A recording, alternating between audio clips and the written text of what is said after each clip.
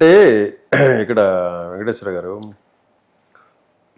ఈ అరెస్టులన్నీ ఒకవైపు జరుగుతూ ఉంటే ఏదైతే మొన్న హెల్త్ ఇన్సూరెన్స్ ప్రోగ్రామ్ డిజైన్ చేశారు అందరికీ హెల్త్ ఇన్సూరెన్స్, ఇది ఎన్టీఆర్ వైద్య ట్రస్ట్ కింద గవర్నమెంట్ ప్రతి ఇంటికి, అంటే అంతకుముందు కొంతమందికే ఉండేది, ఇప్పుడు ప్రతి ఇంటికి దాన్ని చేసి దాని ప్రీమియం గవర్నమెంట్ పే చేసే విధంగా ఒకటి ప్లాన్ చేశారు. రేపు మొన్నడు దాన్ని ఫైనల్ చేసేటట్లున్నారు.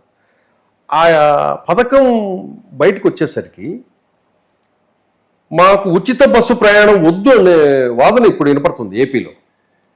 అందరూ కూడా ఉచిత ప్రయాణ బస్సు వద్దు, మాకు అందరికి హెల్త్ ఇవ్వండి, హెల్త్ ఇన్సూరెన్స్ ఇవ్వండి అనే దానికి 90% ఓటింగ్ చేస్తారు. మీకు ఇది సంచలనం, దేశంలోనే పథకం అవుద్ది. ఇది ఈ కూటమి ప్రభుత్వం చరిత్రలో నిలిచిపోద్ది. అది కంప్లీట్ గా ఎక్కడ డీవియేషన్స్ లేకుండా, ఎక్కడా కూడా ఇబ్బంది లేకుండా పరిపూర్ణంగా సంపూర్ణంగా దాన్ని అమలు చేస్తే కనుక చరిత్రలో నిలబడతారు ఈ నాయకులు.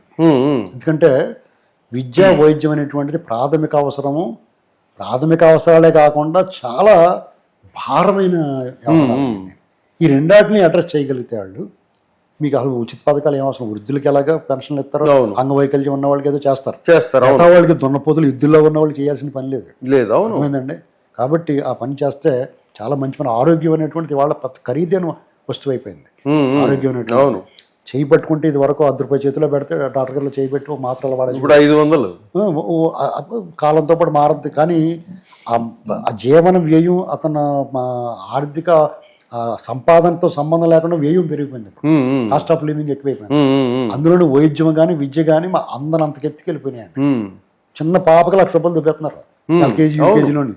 అసలు ఈ సిగ్గు లేకుండా వీళ్ళు చదివిస్తున్నారు, వాళ్ళు బుద్ధి లేకుండా వాళ్ళు తీసుకుంటున్నారు. వాళ్ళు సిగ్గు లేకుండా తీసుకుంటే వీళ్ళు బుద్ధి లేకుండా జాయిన్ చేస్తున్నారు. 30-40 వేలతో మొత్తం నేను అమ్మేదాకా చదివేసుకున్నాను.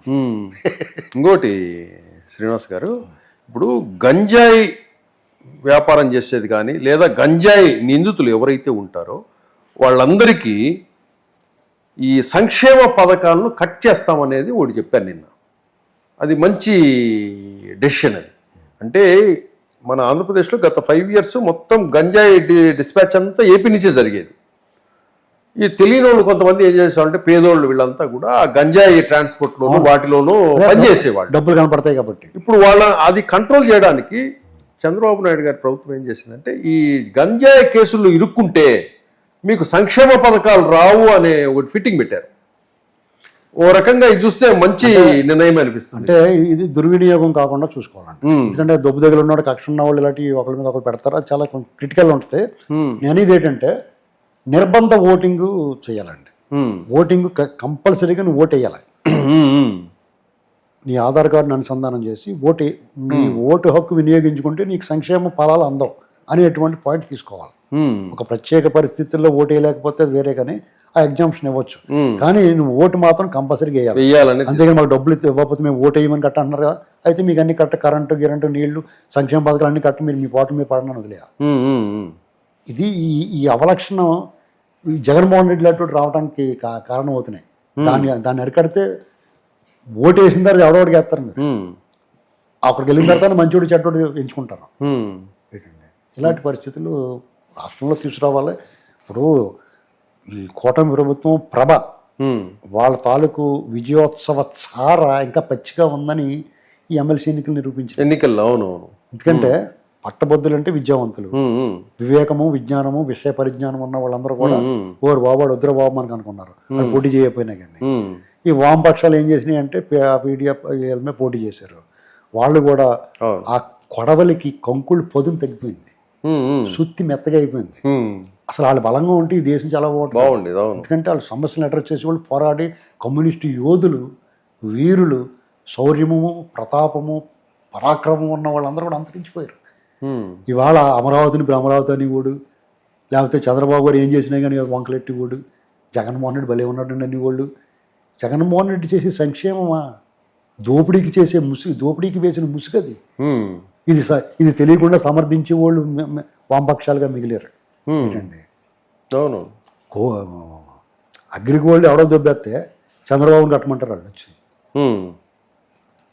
మార్గదర్శి గురించి పోరాడే మనుగుల అరుణ్ కుమార్ దగ్గరికి వెళ్ళి మీ చుట్టాలు కదా వాళ్ళు పిచ్చిపోయా అంటారు అప్పుడన్నాయి. చంద్రబాబుని కట్టమంటారు ఆయన తీసుకున్నట్టుగానే. ఇది మారాలా అర్జెంటుగానే. ఏమండి ఇది పరిస్థితి. ఇంకోటి శ్రీనివాస్ గారు, రేపు టీడీపీకి సంబంధించి మహానాడు జరగబోతుంది కడప జిల్లాలో, కడపలో. ఆ మహానాడులో నారా లోకేష్ని టీడీపీ పార్టీ వర్కింగ్ ప్రెసిడెంట్గా ఎన్నుకోబోతున్నారనే వార్తలు వస్తున్నాయి. ఇది వాస్తవమేనా? ఇవ్వాల్సిన న్యాయంగా ధర్మంగా అతనికి ఇవ్వచ్చా? ఏమండి, ఆయనకి అన్ని అర్హతలు ఉన్నాయండి. ఇప్పుడు వాళ్ళ పార్టీ వాళ్ళ ఇష్టం. ఇప్పుడు ప్రాంతీయ పార్టీ వాళ్ళ ఇష్టం అండి. మనం ఎవరం కూడా పెద్ద పేరెడటానికి సరిపోం ఎవడున్నాయి. వాళ్ళ ఇష్టం, వాళ్ళ వ్యాపారం అంతే. అంతే, దాని గురించి సో వాట్ అనాలంతే. వాళ్ళకి విమర్శ వస్తే వాళ్ళ అండర్ పాపం సమాధానం చెప్పుకుంటారు ఎవడన్నా విమర్శిస్తే. అంటే ఆ స్థాయి అంటే వర్కింగ్ ప్రెసిడెంట్గా, అంటే ఒకవైపు మన ఈయన చంద్రబాబు నాయుడు గారికి ఏజ్ ఒక ఫ్యాక్టర్లో వస్తుంది, ఇంకా ఫుల్ ఫ్లెడ్జెడ్గా తను తాను ప్రూవ్ చేసుకున్నాడు నారా లోకేష్ కూడా. అంటే లోకేష్ గారికి ఆయాచితంగా ఇంట్లో పడుకున్నాడు గుర్తుకున్నాను ఇవ్వటం లేదు. అవును, ఎందుకంటే యువగళం పాదయాత్ర అనేటువంటిది ఆంధ్రప్రదేశ్ చరిత్రలో జగన్మోహన్ రెడ్డి హయాంలో ఒక అరాచకం మీద వీరోచిత పోరాటం చేశాడు అతను. అవును, అడుగడుగున ఆటంకాలు, అడ్డంకులు, అణిచివేత చూశాను, నేను కూడా చూశాను. అన్ని దాటుకుని అతను యువత మదిలో అతను తిష్ట వేసాడు, యూత్ని ఆకర్షించాడు. అతను ఒక అగ్రెసివ్ లీడర్గా ఎస్టాబ్లిష్ అయ్యాడు. అవును, అలాగే అట్ ది సేమ్ టైం అతను వాళ్ళ ప్రభుత్వం హయాంలో వాళ్ళు ఏమి చేశారు, వాళ్ళు ఏం చెప్పుకోలేకపోయారు అనేటువంటిది చాలా కూలంకషంగా చెప్పగలిగాడు. అన్ని వర్గాల్ని అడ్రస్ చేయగలిగాడు, వాళ్ళని కన్విన్స్ చేసాడు. వాళ్ళు చెప్పింది జాగ్రత్తగా శ్రద్ధగా విన్నాడు, దాన్ని అమలు చేస్తాన్నాడు వాళ్ళకి. అలాగే తను ఏమైనా చేయలేకపోతే నేను చేయలేని మొహమాట లేకుండా చెప్పాడు. అవును, అలాగే నేను 100 కిలోమీటర్లు కూడా చేస్తానన్న దాన్ని క్లియర్గా చూపించగలిగాడు. అదొకటి ఓడిపించోటే మళ్ళీ గెలిచాడు. ఇప్పుడు అతను మీకు మంగళగిరి ఎలాంటి కుల బలం లేదు అక్కడ. అవును, పార్టీ బలం కూడా అంతంత మాత్రమే. ఎందుకంటే ఒక 20 ఏళ్ళు అయిపోయింది అక్కడ. ఆ పార్టీ గెలిచి 85లో ఎప్పుడో గెలిచారు వాళ్ళు. ఏంటండి 25లోనే 25 ఏళ్ళు అయిపోయింది.